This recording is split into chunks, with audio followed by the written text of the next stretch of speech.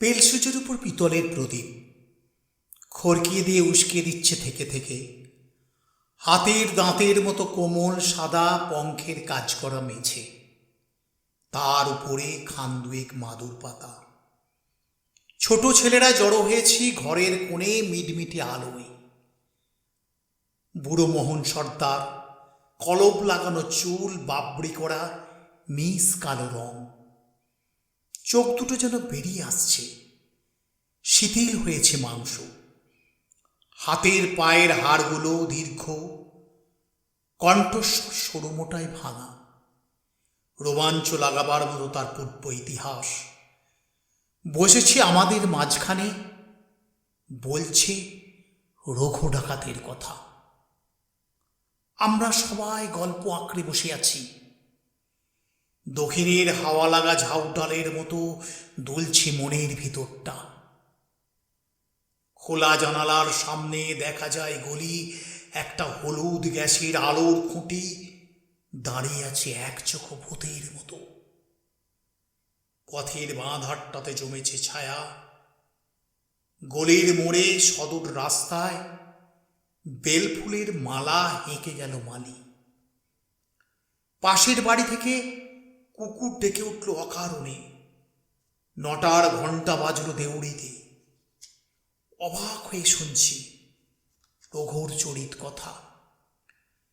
তত্ত্বরত্নের ছেলের পৈতে রঘু বলে পাঠালো চড়ের মুখে, নম নম করলে সারলে চলবে না ঠাকুর, ভেবো না খরচের কথা।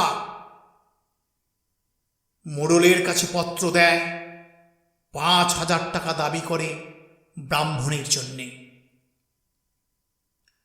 রাজার খাজনা বাকির দায়ে বিধবার বাড়ি যায় বিকিয়ে।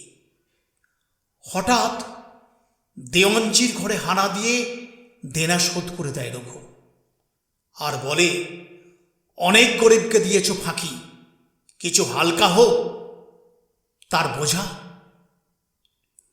একদিন তখন মাঝরাত্রির, ফিরছে রঘু লুঠের মাল নিয়ে।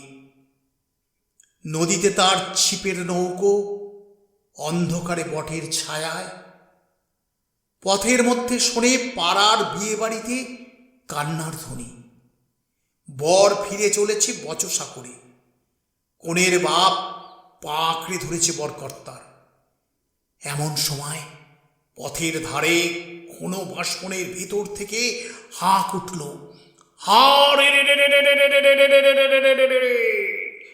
আকাশের তারাগুলো যেন উঠল থরথরিয়ে। সবাই জানে রঘু ডাকাতের পাঁজর ফাটানো ডাক। বর শুদ্ধ পালকি পড়ল পথের মধ্যে, বেহারা পালাবে কোথায় পায় না ভেবে। ছুটে বেরিয়ে এলো মেয়ের মা। অন্ধকারের মধ্যে উঠল তার কান্না, দোহাই দোহাই বাবা, আমার মেয়ের জাত বাঁচাও বাবা, আমার মেয়ের জাত বাঁচাও। রঘু দাঁড়ালো জমদূতের মতো, পালকি থেকে টেনে বের করলো বরকে। বরকর্তার গালে মারল একটা প্রচন্ড চর, পড়ল সে মাথা ঘুরে। ঘরের প্রাঙ্গণে আবার শাঁখ উঠল বেজে, জাগলো উলুধ্বনি। দল বল নিয়ে রঘু দাঁড়ালো সভায়। শিবের বিয়ের রাতে ভূতের পেতের দল যেন। উলঙ্গ প্রায় দেহ সবার, তেল মাখা সর্বাঙ্গ, মুখে ভূষর কালি। বিয়ে হলো সারা। ত্রেন প্রহর রাতে যাবার সময় কনেকে বললে ডাকাত, তুমি আমার মা, দুঃখ যদি পাও কখনো স্মরণ করো এই রঘুকে। তারপর এসেছে যুগান্তর। বিদ্যুতের প্রখর আলোতে ছেলেরা আজ খবরের কাগজে পড়ে ডাকাতির খবর। রূপকথা শোনা নিভৃত সন্ধ্যাগুলো সংসার থেকে চলে গেল। আমাদের স্মৃতি আর নিভে যাওয়া তেলের প্রদীপের সঙ্গে সঙ্গে।